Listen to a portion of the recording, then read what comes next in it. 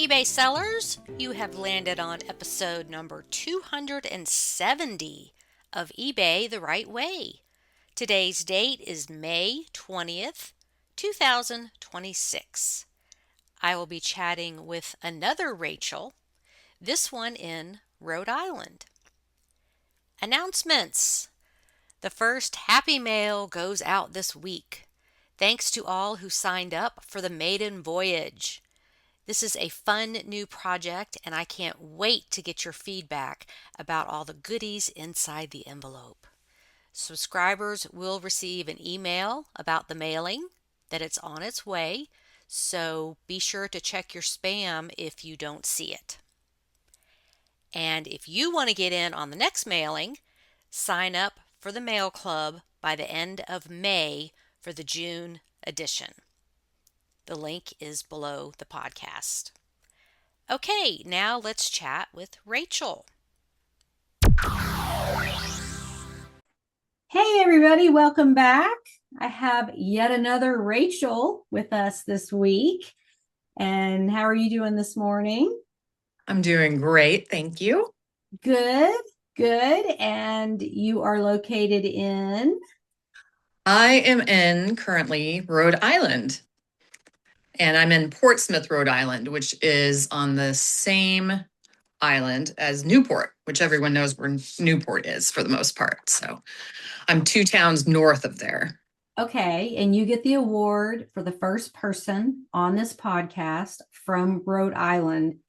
I Yay. checked my records and I did not see anybody else. So if I am forgetting somebody, I apologize, but I think you're the first.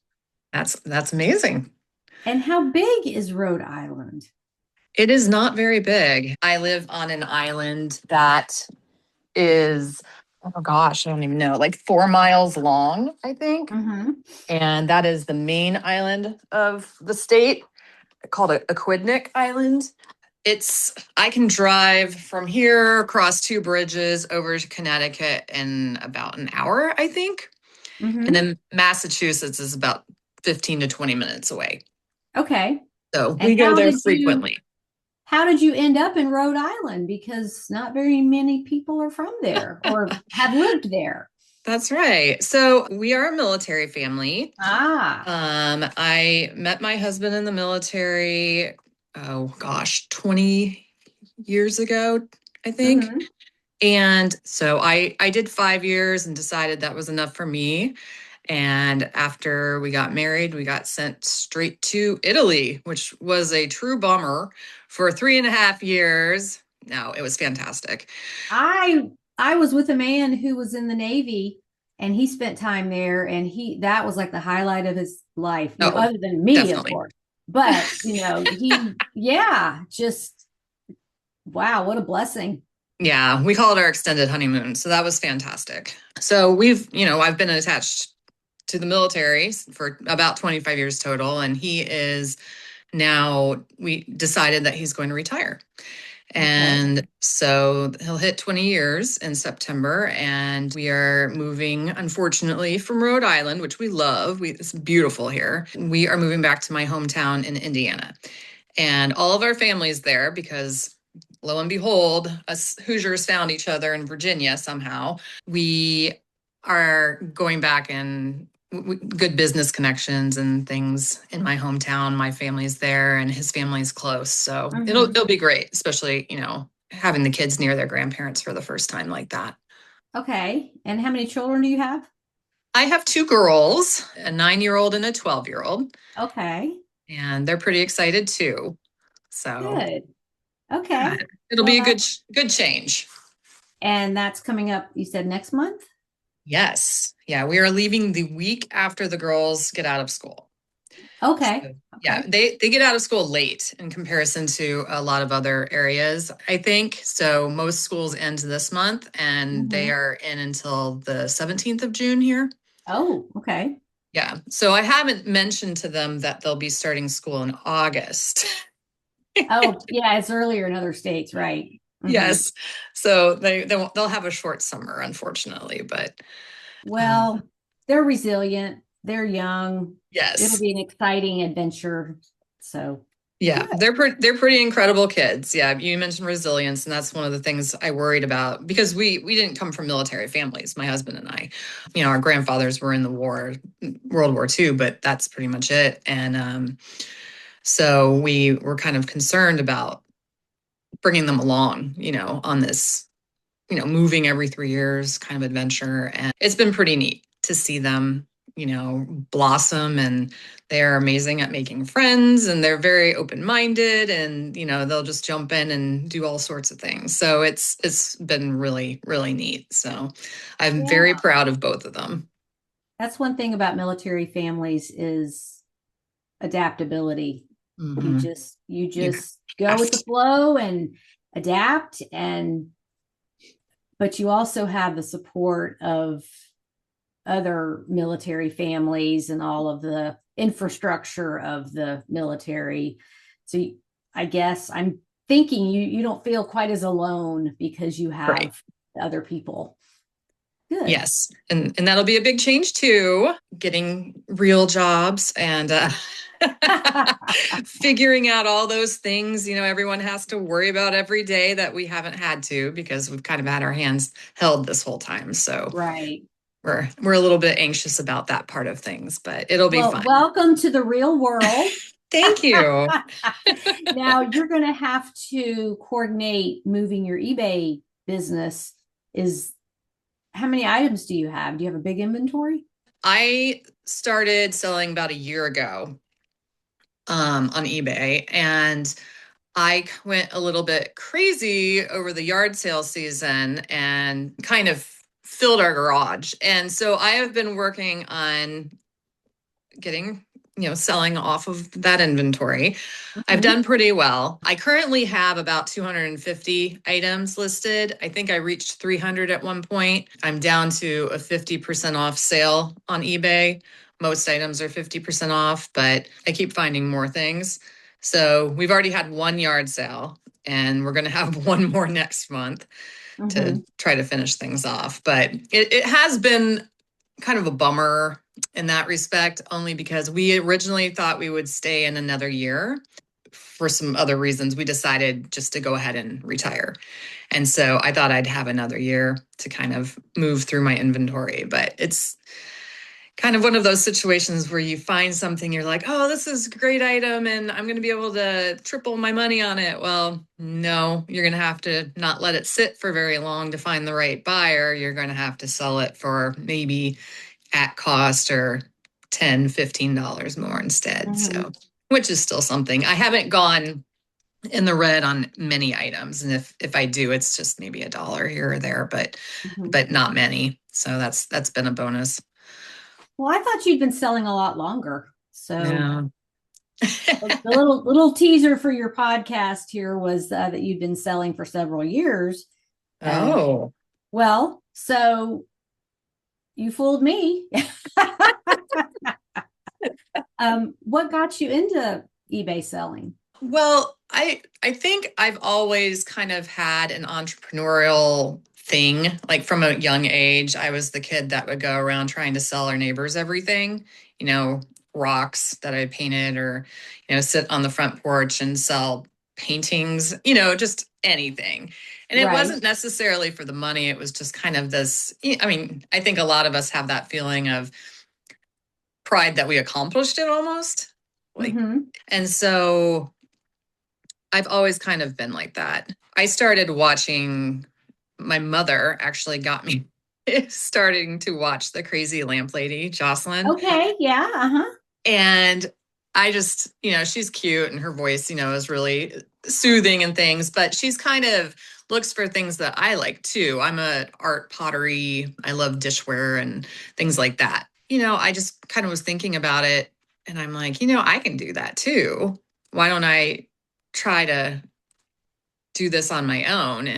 And so I didn't jump right into it. I watched videos. You know, I watched Jason Mm-hmm. Haynes, you had him on before, and Yeah, he's in Arkansas, right?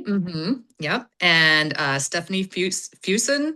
She is another gal that I like watching. So there were a whole bunch of people, that I started watching to just kind of like get a better idea of brands. I am not a fashion person. I have no idea what brands are that people want. I do have an eye though, which is Mhm. helpful. So I like when I'm feeling, I don't necessarily have to look at the brands, but I can kind of feel the texture and see, oh, this feels well made or something like that. And those types of things catch my eye. But so I kind of taught myself a little bit first. And then I started just posting a few things that I grabbed at yard sales. And my first sale was actually one of my daughter's dresses, a gymboree dress. It was a small sale, but then I posted a vintage Mary Kay perfume that was in this Mhm. neat like frosted bottle with kind of a metal, I don't know, like art nouveau deco kind of look to it. And I paid maybe $1 at a yard sale here, and it sold for 65. And so that was kind of an exciting first item, and so from there Mhm. on I was always looking for the next treasure, essentially. Yeah, because like if you do it once, it Mm-hmm. works and you can do it again. Right. So, and I want to go back to what you said about selling stuff. Was this when you were a child, a teenager? Oh Just yes, just okay. all the time. Well, I did that too. And I come from a family of 4 children Mm-hmm. and, was raised in the 80s and like stuff just wasn't given to us. Mm-hmm. And so my brother and I would go and collect bottles. We'd go where like they were building neighborhoods around us and the construction workers would just throw their bottles out. And Mm. so we'd collect those and take them to the grocery store for change and did the whole lemonade stand thing. Mm-hmm. And I made hair barrettes when I was, I don't know, eighth, ninth grade. Those goody barrettes with their metal with the slit in the middle, Mm-hmm. which are worth a lot of money now if you have them in the Right. package. I wish I had a crystal ball to tell me, go buy a whole bunch of those and Right. save them for 40 years. And then you would take the really narrow satin ribbons and weave them in and out of that center slit in the barrette. And then, Mm. the streamers, and you put beads on the end of them. And I loved making those. And I would sell them at school. I mean, I didn't really make much money on it, but I could see like, oh, I could make something and sell it. Right. And then I had a friend who was really smart in high school, and she would go to it's kind of like Costco. It was called Macro, and Mm. it was a, price club kind of thing. And she would buy these huge bags of candy bars and stuff with her babysitting money and gum and mints and all that and keep them in her purse at school. Oh, that's so And, funny. she might pay, it might have been, 10 cents per candy bar or something. And, she'd sell them for $1. And, she was like a walking vending machine That's great. at Yeah. school. And I thought that was the greatest idea ever. It's all about having the right product in the right place at the right time for the right price, Mm-hmm. because most kids had $1 on them, Mm-hmm. and or they would purposely keep money on them to buy her candy because they knew she Right. always had it.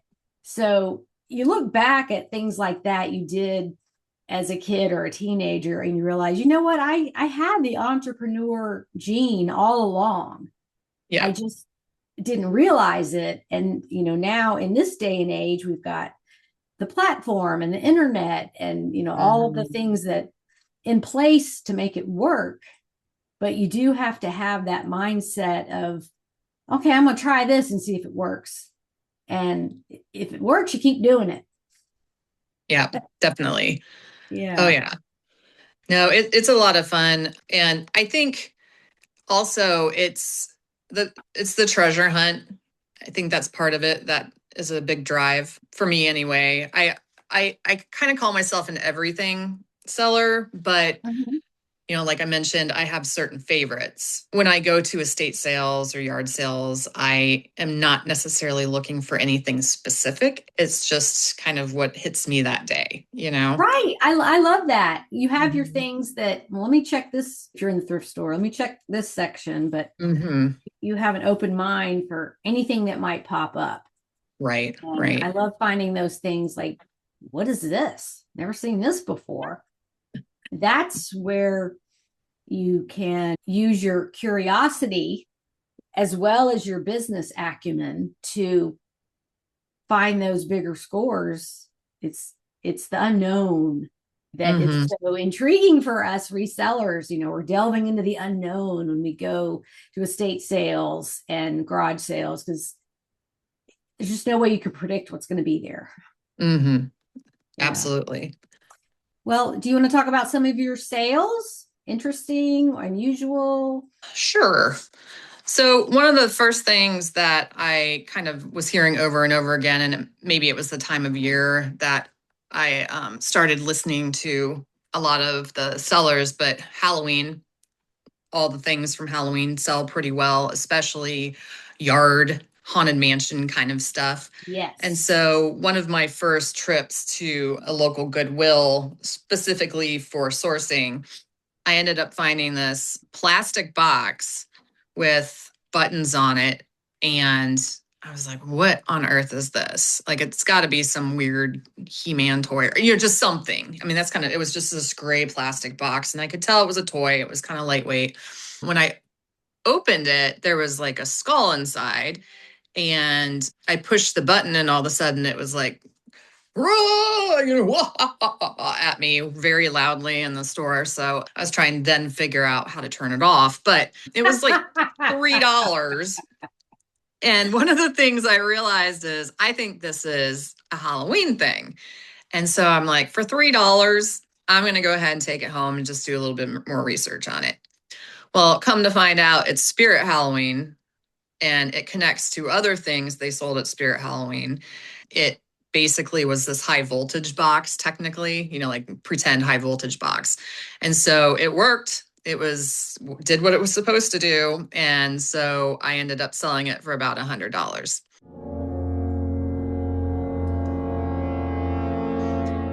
Very good. Yeah. And that was one of the first ones. And I just thought it was hilarious because it was this plastic box that I sold for $100 basically. So, I love Halloween stuff.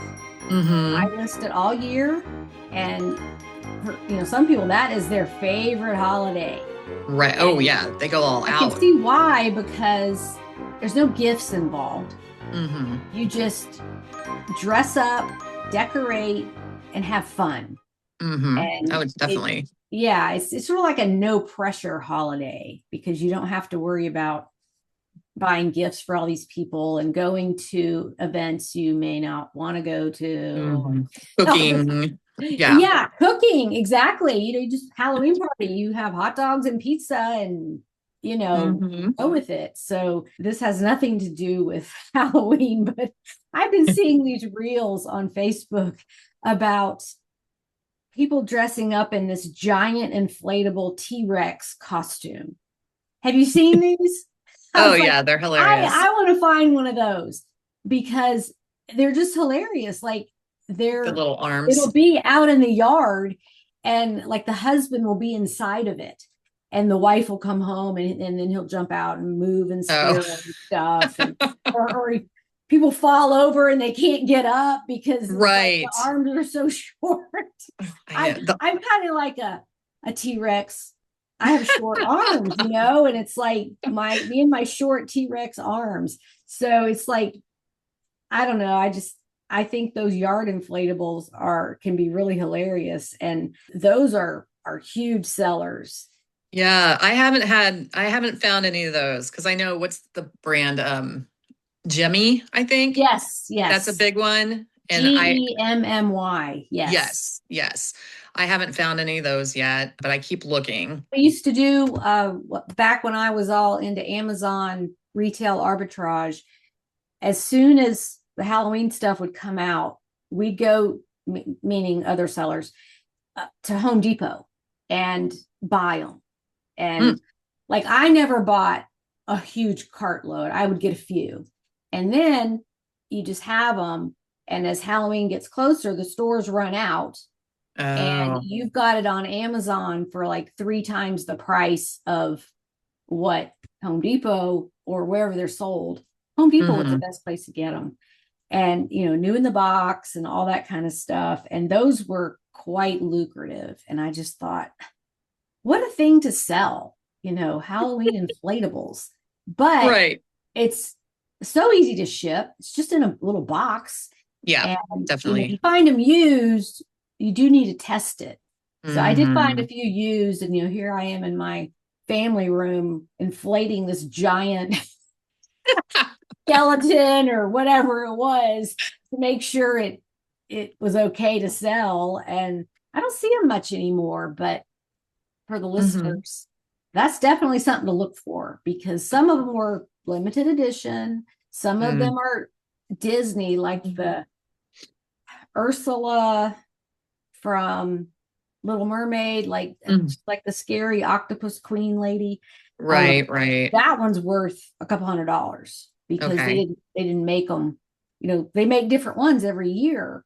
So the Charlie Brown stuff, we're just talking about Halloween in May, but you know what? It sells all year. It's knowledge, and I guarantee somebody listening to this is not going to Hmm. know this, and they're going to find one in the next week or two and be like, "Oh my gosh, here it is! I didn't know." So Right, right. yeah, it's just fun, and I have never had a Halloween item returned. Right. Well, and this one, when I shipped it, I was scared. I was like, what if it gets jostled and wires, maybe it's not in as great condition as I thought it was. And so I was like really nervous about it being shipped. And then, I didn't want to check in. So I kept waiting and I never heard anything. And then finally, like a week or two after I had sent it, they sent me a message and said they couldn't figure something out. And I was like, Mm-hmm. oh, here we go. I was able to find a YouTube video or something, or my husband had helped me test it because he's the tinkerer. And we were able to send a message to them and it worked.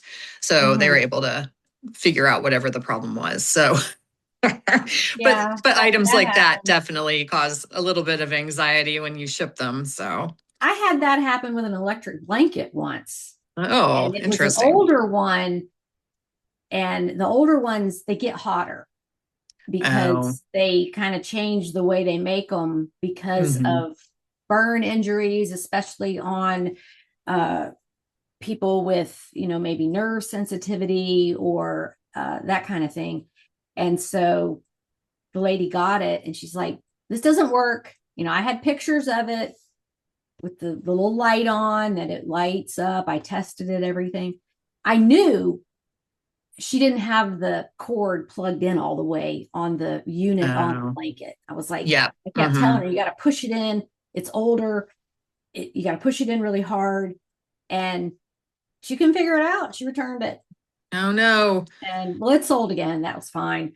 But that is Yeah. frustrating when it works Right, right. and the customer is just convinced you're scamming them, you're deceiving them. And it's like, Mm. no, no, no, operator error. It does work, but you have to say it politely and professionally. You know what? I think maybe it's not plugged in all the way. Instead Yes, of like, definitely. hello, plug it in right. Move it around, turn it Right. over. Maybe that's the problem Yeah. too. So that's part of the job. Right. So, okay. Exactly. Well, what other kind of things have you sold? Let's see. Another kind of fun one was that I learned from the internet was the Paw Patrol lookout tower. I've heard of this. Yes. So Okay. I had just, it was another one. I had just learned about it online and I went out for a yard sale. And the very first yard sale I came upon, it was right there, in the front. And so I was like, Did you oh, it's hear like the angels singing when you saw yes. it? Basically, the sun was shining directly on it. No, Oh gosh. so then I'm looking at it and thinking, do I really want to deal with this? Because it's 2.5 feet tall. I mean, it's a tower. This is the big one, Hmm. and it's kind of heavy. And so I was like, how much is it? And so they said $10. And I looked around. I was the only one there. So I just kind of kept looking around and I was thinking about it, and I went back over and I was pushing buttons and it was working. They had the batteries in it. And so finally I'm like, for $10, if anything, I could resell it on Facebook Marketplace, right? So I went ahead and took it and ended up sitting for maybe a month. And there were some watchers. It was getting some traffic, and then I ended up selling it for $99. So plus shipping. Good. Yeah. So then I had to figure out how to break it down and to ship it, and also sent yet another YouTube video to the person. This is how you put it back together, because I didn't want them to be stuck with, no instruction manual. So it didn't have any information about how to put it back together. So at least that could hopefully help them. But so that was kind of a fun one. The ones that I really enjoy though are, which I know you don't like shipping, dishware. Well, I just pick my battles. Yeah, I yeah. just pick my battles, and sometimes I'll buy something knowing this is going to be a little bit of time and effort, but it's worth Sure. it. So I don't just avoid everything, but you really have to choose carefully. What do you want to work with? Right, right. And I don't know. I think I'm just a glutton for punishment, but I love the breakables. Here, I've been very fortunate to be able to find a lot of bubble wrap just from the community. So I haven't really had to buy a bunch of it myself, which has been very helpful. One of the first sets that I bought to try, I was in Indianapolis. We're visiting family. We went into this thrift shop I'd never been in before, and we were walking past the dishes, and there are these absolutely gorgeous dishes. I've just never seen anything like it before. It was almost like, it's going to give the wrong impression, but it had kind of like a mosaic around the edge in different colors. There was one that was more blue and one that was more green. And so the salad was one color and the dinner plate was the other color. And I picked them up and they were like good dishes, nice and sturdy, right? So I looked at the back and it said Denby. And I'm like, Denby, I've never heard of Denby before, but I feel like these are a really good deal. And so I don't know, all the dishes that I bought, I think maybe I paid $20 for them. Well, come to find out, Denby Langley dishware from England is really nice stoneware. And so they have a whole bunch of different patterns, of course. And so that was my very first research into this. And these were the Luxor line, the pattern. And like I said, I spent maybe 20, 25, $30 on all of these dishes. But after selling them, they made me over $1,000 total.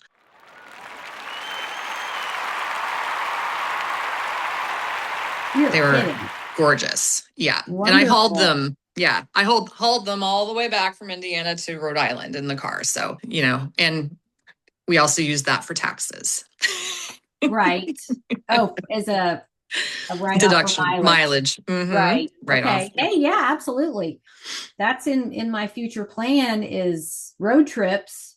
I've made friends with people over the years, eBay friends, I call them, and been invited many places, and I'm going to go, but like make a road trip of it and maybe rent a larger vehicle and do a sourcing trip.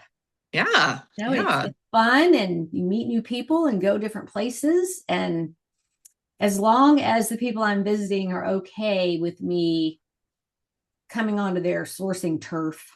Right. But, I give people tips all the time. They'll say, where should I go in Atlanta? What's the best ones? And since I don't live there anymore, well, even when I did live there, sure, we can't all be at the same place at the same time. So right. Inventory changes every day. Yeah, I love that. You never know what's just been put out that you're not there to get anyway, so somebody else might as well get it. But right. How far is it from Rhode Island to Indianapolis? Is that what you said? Yeah, that's where we were. Goodness, 14 hours. Oh, wow. I don't know. We have an uncle in Pennsylvania, so we usually stop and stay at his place for a night now that we have the kids and then go on. But when we're moving, we're going to have 3 cats with us. Oh. So, and my husband and I are going at different times too, because he has to stay a little bit longer for the military. And so my mom's flying out to drive back with us, and we'll have the Mhm. cats. And so I'm like, we might just have to find a, what is it, La Quinta Inn or someplace that Mhm. accepts animals for the night, Mhm. just to have a break. But Right. yeah, with the girls, we definitely have to break it up. 12 hours might be doable, but you're kind of pushing it with meals and everything. So Yeah, and cats don't usually like to be confined in carriers in the car. yeah, They're and that's a they lot. it's Three cats. a meowing song the whole way. They're protesting. I don't want to be in here. Yes, and these 3 have not traveled yet, really. Oh. So it'll be their first experience and our first experience with them. So we'll see how they do. Our other cats were world travelers. We had 2 that passed away over the course of the past few years. They were 17. They were a lot older, Mhm. and they both were world travelers. They were with us in Italy, and then they went with us to Japan when we lived there as well. So yeah, Oh gosh. I want right. to be one of your cats and be able to travel the world. That's what I always said. I'm like, they're like great world travelers, our cats, What lucky animals to have right? those experiences. Yeah. That's No. great. Well, and one of the downsides, though, is that I was not into selling on eBay when we lived in either of those places. Mm. And I think about that occasionally because we would go to thrift stores in Italy and we went to thrift stores in Japan. They have great thrift stores in Japan, by the way. Really? Okay. Yeah. And they love American vintage. So you'll go into these carefully curated thrift stores, but everything's really expensive because it's been brought over or collected from the Americans. And so, but it's great. Lots of denim, lots of leather, lots of really, really neat items. So, but, but yeah, I wish that I had been into it there because I could have brought back a whole bunch of amazing items. So So maybe if we go back. it's more of a boutique feel. That particular one, yeah. They have some normal thrift shops, like you go in and it kind of feels like a Goodwill Savers style Uh-huh. feel. And then they have the thrift shops that do definitely feel like a retail, like a actual, new retail shop, but they're actually thrift vintage. So, Ah, who knew? Well, what other items do you have on your list? well, let's see. Is it Boost? I don't know how you pronounce Busilla? it. Yes, the The stocking needlework kits. stuff. Yeah, I okay. go Italian, so I'm not sure. I'm Bucila. Oh, you're trying to make it all fancy and exotic. Fancy like. Yeah, that's right. I found a whole bunch of them. I call it my favorite consignment shop here. It is, where is it? I always get it confused because it's across 2 bridges. It's in, oh goodness, I'm not going to be able to think of it now. But anyway, it's Simon's Limited. And I love going in there because I can usually walk out with at least one thing that I can resell for a lot. Uh-huh. And so these kits I saw around the holidays, they were all priced at about $4. And so I looked up 2 and I said, I'm getting all of them. So I ended up buying all these kits and it was maybe 6. Well, one of them happened to be the procession stocking kit, which has is a religious one. I think it's the Magi Oh, okay. procession. And I ended up selling that one for $130. Nice. That was the highest. But all the others were 30, 40, 50 plus all the way up to $130. So I returned shortly after to see if they'd put out more and they had, but they upped the prices. So I don't know if it Oh, was because I bought all of them at once, maybe. And they're like, ooh, well, if they're going to go that fast, maybe we should up the prices. So, and they were like $8 each. So they weren't as good. They weren't like the stocking kits. They were more the ornaments and whatnot. And then there were a couple felt like Santa and Mrs. Claus chair backs that you could make, oh, you know. okay. So I went ahead. I just went ahead and got all of them. And, the chair back ones didn't sell for as much, but yeah, I don't know. It was just kind of fun. And they're so easy to ship because they're all brand new. They've never been used. And He just put them in a mailer and they go. So those were great. I have not found any of the stockings made yet. I keep Mhm. looking for those because if they're in good condition, those sell for a lot of money. I've Yeah, seen them. I got $400 worth of them hanging. Yes. Well, when at Christmas time, my personal one and one's for my kids, and my mother made all of these. And Mm. there's one for my ex-husband, and he didn't want it, you know. And unfortunately, I do believe my mom was drinking wine when she was making these, because his name is William, but she put three L's. It's spelled wrong. I could take the name off, but you know, my mother's passed and she made Yeah. these, so I'm not giving them up. I did find some on Facebook Marketplace at one point along Mm. the way, and it was this girl that just made them and then sold them. She didn't sell on eBay. She just enjoyed that hobby and Mm. got them for about 25 bucks a piece, and carefully chose which ones, and they all sold for about 100. Nice. But yeah, they're out there. My mother loved making all that stuff and the Christmas tree skirts, and she'd put all the extra Mm-hmm. sequins on it, and they were extra Oh, sparkly yeah. and shiny and very, I don't know, somebody in a movie, maybe Rain Man said, it's sparkly like a holiday. Yeah, that's it. So at least you know to look for them. Yeah, yeah. And, I think it's one of those things where someone did make it.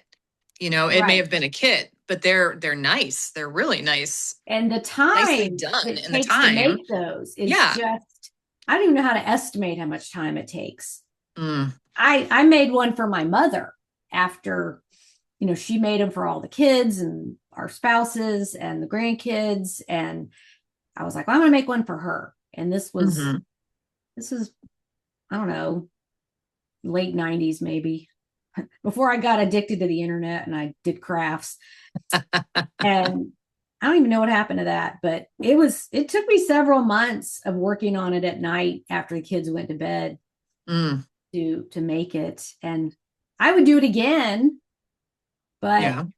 now I'll be 60 this year and my vision's not like it was. I Mm. get what they say now, young Sure. eyes versus old eyes. But yeah, they're just, who's going to sit down and make that? Not very many people, because it's so many tiny little pieces with the sequins and the Yeah. beads, and you got to have time to do it.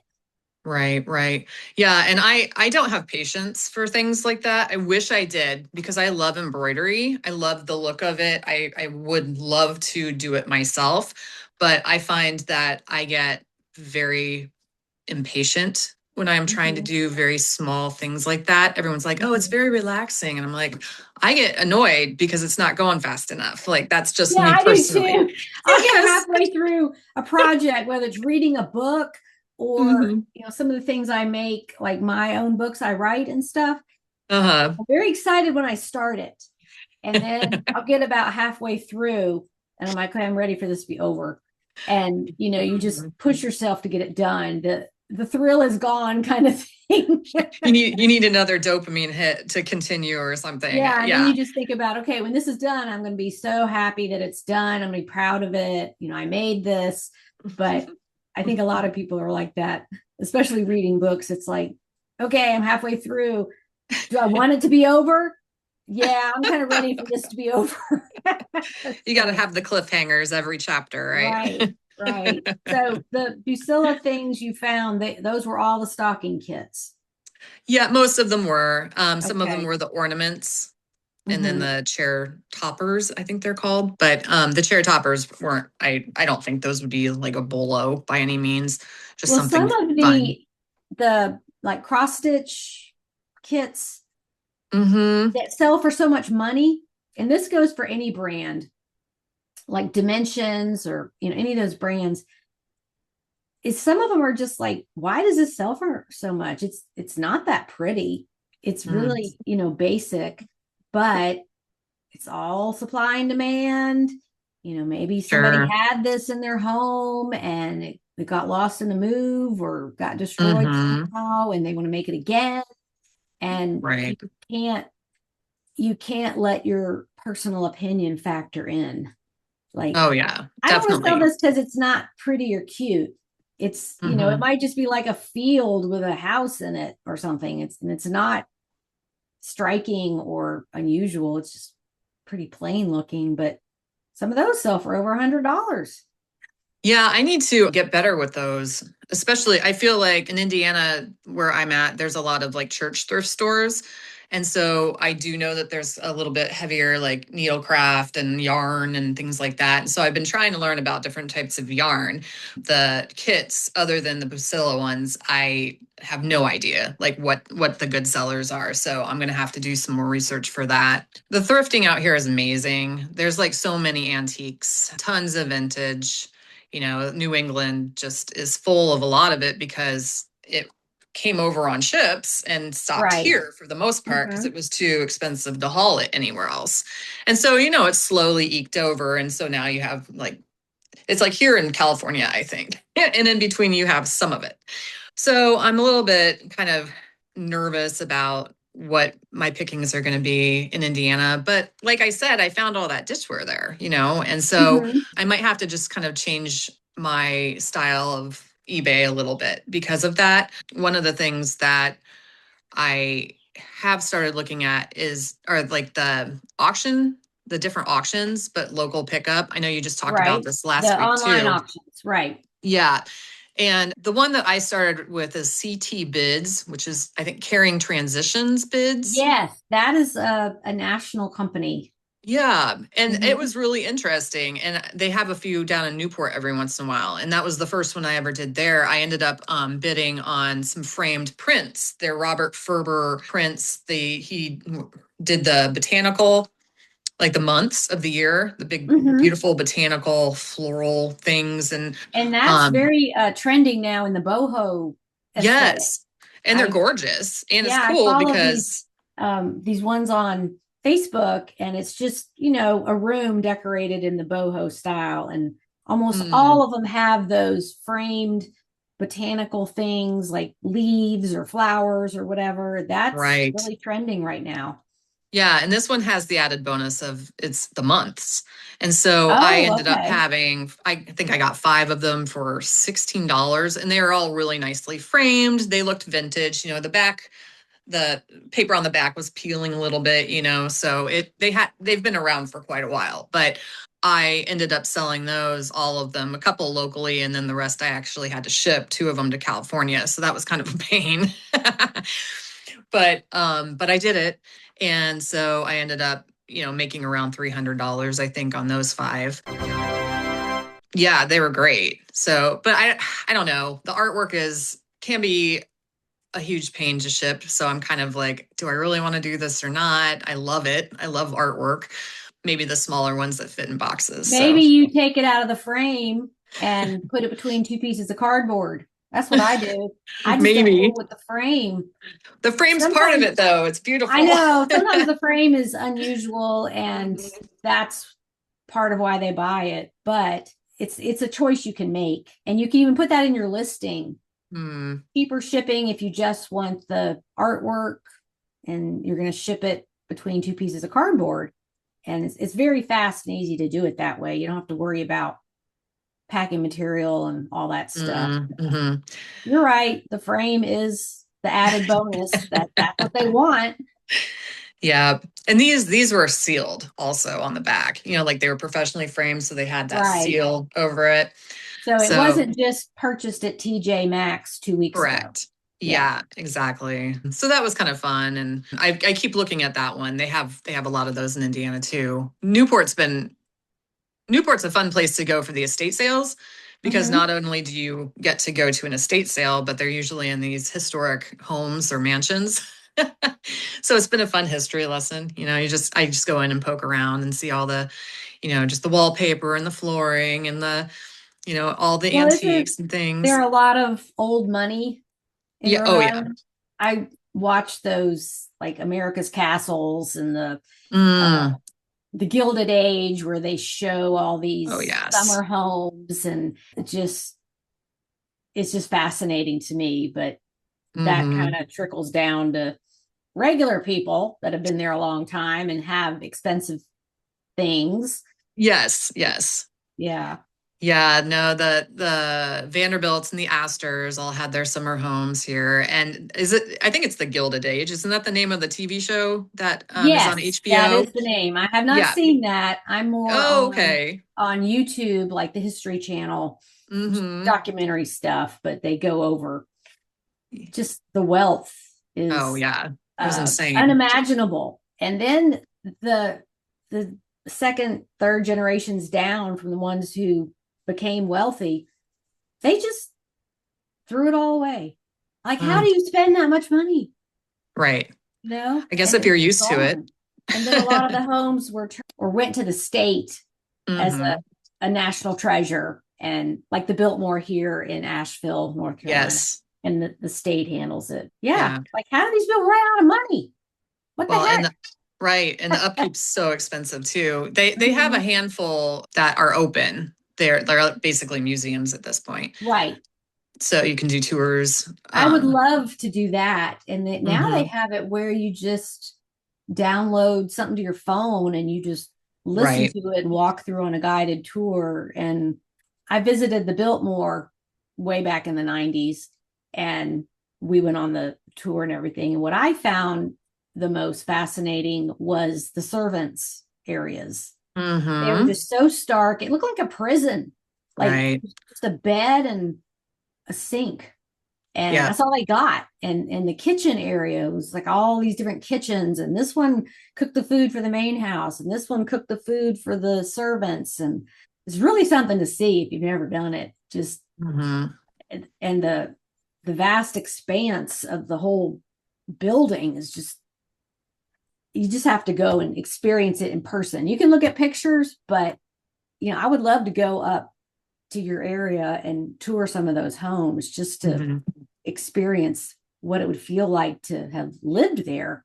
Yeah. And I think one of the other things too is that they're all so different. Right. Like you'd kind of expect them all to be the same, but for the most part, they're all very different, just Mhm. the style and everything that they chose, the architecture. But yeah, no, the Biltmore is gorgeous too. And they were very much an expression of that person's personality. Like the Hmm. Biltmore house mansion was originally started to house all of the guy's books because he had Mm. such a huge book collection. And then it just kept going and it kept adding more and more onto it. And I don't know, something like 200 rooms. It's just, we can't comprehend that in this No, day and age. no, not at all. Anyway, we went down the rabbit hole of history there. So anyway, we've almost used up our time today. Do you have any last words about anything we've talked about or something different? You had mentioned recommendations for new sellers, and I haven't been selling that long. So I think, though, that you're just constantly learning, no matter how long you've been selling. Like that's kind of how I feel and what I've seen. There's a lot to it, a lot more than you would think. I would say instead of jumping right in, maybe plan a bit, learn the shipping, make sure you don't make mistakes on, especially eBay. They don't, it makes sense once you learn it, but it's not easy. So definitely try to figure out how to put it on your listing correctly. So that and promoted listings, if you use that, don't ever do like the 12% or 20% they want unless you really, really want to do that. But, I especially at first, see how, don't do promoted until you see how your listings are viewed, probably, because they don't necessarily need to be. I think I usually do 2.3, something like that. I started at 5, but now Mhm. that they changed the rule so that they take it if anyone views your listing, Yeah, I've the way lowered. they charge you, right. They've changed Mhm. that, and so I've lowered it. But so yeah, plan a bit, watch some YouTube videos, follow Suzanne, and set a budget. Don't go crazy. And those summer yard sales. Make Well, and sure, the just because it's cheap doesn't mean you should get it. exactly. And Hmm. the most intimidating thing for new people is the shipping. Yes. And this is a word to any of you out there that this applies to is, yes, there's a lot of moving parts. Start Hmm. with small things. And just because it seems complicated doesn't mean you can't figure it out. You just, as they say, you have to unpack it, and just learn little pieces at a time. And over time, with repetition and sales and doing it, it'll get more comfortable. Anything you start, like think about being a new parent. Like how overwhelming is that with your first baby? You don't know what to do. Right. But you know what? You take it one day at a time and you figure it out, or a new job, or whatever it is, something you have to learn. You can't learn it all in one day.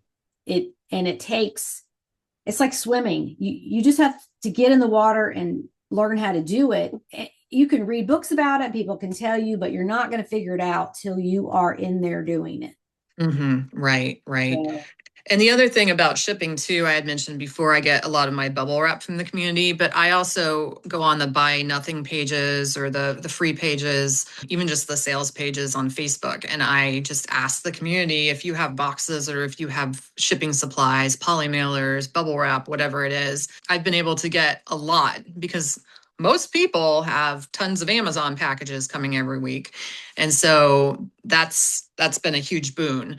I have not had to buy many boxes at all. And then also Dollar Tree, Dollar General, you can go in and ask them, for boxes, and they usually have a bunch of them. So yeah, they're usually all over the place, and you can just get them. You don't even have to ask. Yeah, or make friends with some other retailer, the people that work there and polite stock. to ask, but sometimes there's no employee around to ask. So you just, grab a few and drop by a couple times a month and stock up. So you're right. Just be mindful of getting the free supplies and start stockpiling. And if you get too many, you can always give them away. Right. Yeah. There's always somebody looking. Right. Okay, Rachel in Rhode Island, it has been lovely talking to you. You as well. And so what are you doing for the rest of the day? Well, the sun is actually shining today, so I might take some pictures of things out on my deck. I like doing that with blankets and comforters and things. And then my daughter has an away baseball game this afternoon, about 45 minutes away. So we'll all be piling into the minivan to drive up to East Providence for that today. And wait, what is the sport? Baseball. Baseball. Okay. She's the only girl. Mom. Right. Yeah, she's okay. the only girl on her team. So I love it. Good for her. Yeah. Female power. Way to go. Okay. Well, thanks again for making time to come on and chat, and wish you all the best in your move. Well, thank you. Everything else you got going on. So yeah. Hope you have thank a great you very day. much. Yeah, okay. You too. Take care. All righty. Bye-bye. Bye. Next week, my guest is Russ from Rhode Island. After more than 5 years of doing this podcast without a single guest from Rhode Island, we now have 2 back-to-back. Russ is a passionate collector and longtime eBay seller with over 20 years of experience. He shares stories about buying large lots, memorable sales, and the adventures that come along with the treasure hunting side of reselling. Okay, that wraps up this episode. Thank you so much for tuning in each week and supporting the podcast. I truly appreciate you being here. I hope you have a wonderful week ahead, and don't forget to take care of yourself. Talk to you next week. Bye-bye.